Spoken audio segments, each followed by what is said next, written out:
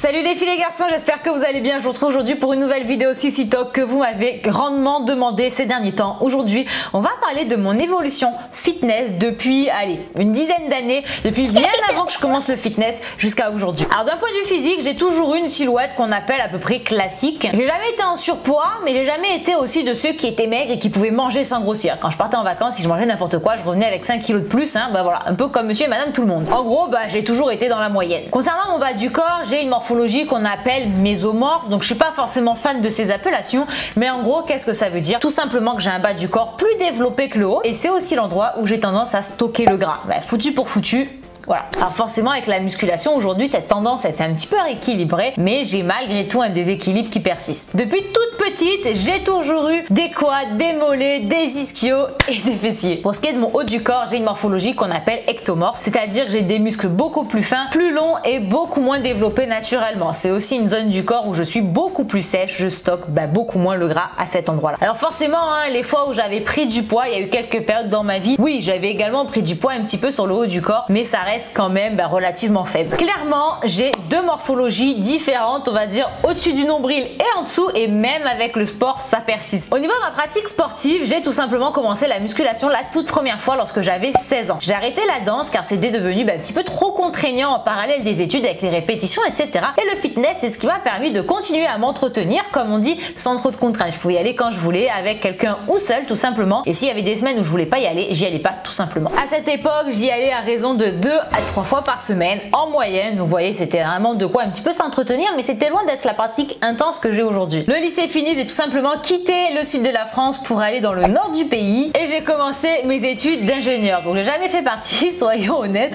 des gens qui avaient la lumière, la science infuse, etc., qui révisaient rien. Non, moi franchement j'ai bossé comme une ouf pendant 6 ans et du coup j'ai été contrainte de laisser le fitness de côté. En plus il n'y avait pas de salle à côté de chez moi, donc c'était vraiment la galère. Donc en gros pendant 6 ans j'ai, on va dire, quasiment rien fait. Néanmoins, comme j'ai toujours été sportive, je me suis mise un peu plus intensivement à la course à pied, j'en faisais un petit peu à l'époque, et là je me suis mise à courir 1 à 2 fois minimum par semaine. Pendant cette période, j'ai un petit peu grossi, donc rien de foufou, c'était une histoire de 2 à 3 kilos, forcément j'étais devenue plus sédentaire, et j'ai enfin repris donc le fitness à la fin de mes études, aux alentours grosso modo des 23 ans. Donc je suis à peu près approximative, parce que je me rappelle plus les dates exactes, mais c'est vraiment à ce moment-là que j'ai commencé à être très régulière et assidue à la salle. Et par conséquent, mon corps a commencé à se transformer. J'ai commencé à muscler le haut du corps gentiment, le bas a commencé à se dessiner un petit peu, donc c'était pas la transformation de fou, mais je commençais à voir les premiers résultats. Comme vous le savez, quand on est plutôt de nature fine, on ne se transforme pas littéralement en 3 mois,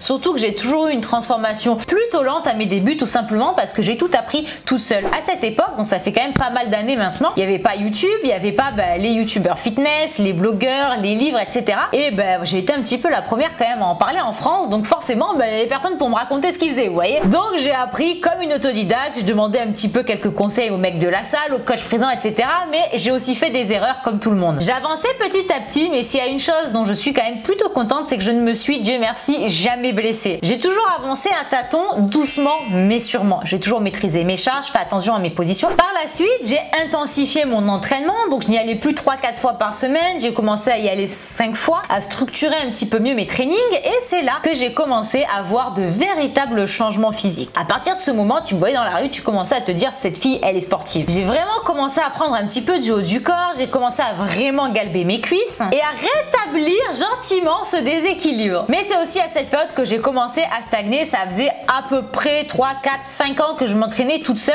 et par conséquent en fait je suis tombée dans une routine. J'avais du mal à me challenger, je faisais toujours plus ou moins les mêmes exercices, plus ou moins dans le même ordre, et forcément mon corps n'était plus en état de choc. La phase dans laquelle je me trouve à l'heure actuelle, je dirais que c'est la phase numéro 3 dans mon évolution fitness, et elle a débuté lorsque j'ai rencontré Tini et que j'ai commencé à m'entraîner avec lui. Donc Tini c'est un homme, il a un véritable entraînement de bodybuilder, donc il s'entraîne 6 fois par semaine. Les trainings durent entre 1h et 1h30, il travaille à chaque fois 2 groupes musculaires, bref ça avait rien à voir avec ce que je faisais mes petites séances d'1 heure. Je me suis accrochée, franchement je vais dire la vérité, au début c'était vraiment pas facile, mais j'ai tenu le coup et c'est là que j'ai vraiment ressenti que je commençais à franchir un cap. J'ai commencé à entraîner mes pecs, chose que je ne faisais absolument pas avant. J'ai varié mes exercices, que ce soit pour le dos, les bras, les jambes, et j'ai été beaucoup plus régulière. Alors évidemment, les résultats sur lui et sur moi ne sont pas les mêmes. C'est un homme, je suis une femme, je mange beaucoup moins de protéines, je n'ai absolument pas recours aux compléments alimentaires, etc. Mais néanmoins, c'est là que je me suis dit, ah ouais, cette routine, elle t'a vraiment aidé à passer un cap. Et j'ai obtenu à peu près en 2 ans le corps que j'ai aujourd'hui. Ça fait 3 ans en fait qu'on s'entraîne ensemble à peu près. Bon, je vous ai dit, j'ai pas fait des calculs exacts.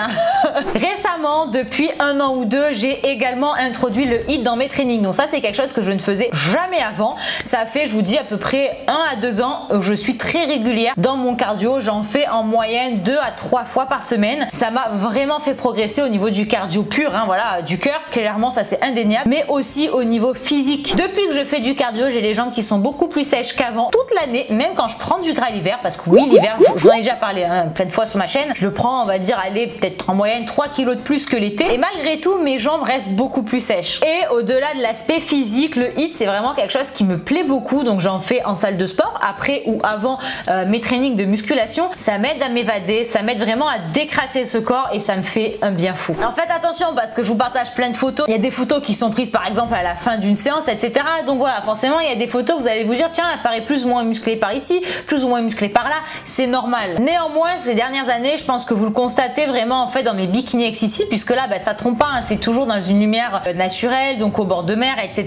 Donc il y a un référentiel qui reste. On peut vraiment constater quand même qu'il y a eu une évolution dans ma silhouette. Une fois de plus, ça n'a pas été une transformation spectaculaire, j'ai pas doublé de volume. Forcément, je partais d'une silhouette qui était plutôt, on va dire moyenne, j'étais mince, pas forcément musclée, à une silhouette qui reste fine mais musclée. Ce qui est étonnant, c'est que je n'ai jamais changé de poids. J'ai toujours été autour des 53 kilos. Alors des fois un peu plus vers 50, des fois un peu plus vers 55, mais mon poids s'est maintenu d'avant le fitness jusqu'à aujourd'hui. Et c'est là que je constate qu'en fait, même si j'ai pas changé de taille de pantalon ni quoi que ce soit, j'ai véritablement entre guillemets remplacé le gras que j'avais par du volume musculaire. Donc ça remplace pas directement, c'est juste que j'ai perdu du gras et que j'ai pris du muscle. Donc quand on me voit habillée, forcément la transformation, elle est pas comme je vous ai dit, vous saute pas aux yeux. Pourtant, je peux vous assurer qu'en culotte, j'ai plus du tout la même silhouette. Et bien que certains adorent raconter à tout va que ma transformation en 10 ans est ridicule, que je n'ai absolument pas changé, etc. Personnellement, je suis plutôt satisfaite. C'est ce qui compte, j'ai envie de vous dire. Je me suis pas transformée, non, très certainement, mais je suis en revanche devenue la meilleure version de moi-même. C'est-à-dire que j'ai tiré profit de mes qualités et j'ai amélioré mes défauts. Alors évidemment, aujourd'hui, j'ai certainement acquis le goal que j'avais à l'époque, il y a peut-être 5 ans de cela, mais cet objectif, il a évolué. Aujourd'hui, j'aimerais encore réussir à dessiner un petit peu plus mes cuisses. Comme je vous l'ai dit, c'est là que je stocke et j'ai encore du gras sur les cuisses et j'aimerais prendre encore un petit peu en volume musculaire. Donc voilà, comme vous le savez, mon objectif, c'est pas d'aller à l'encontre de ma nature, mais vraiment de tirer au maximum profit de ce que Mère Nature m'a offert. J'essaye vraiment de devenir la meilleure version de moi-même, même si des fois, c'est pas toujours facile.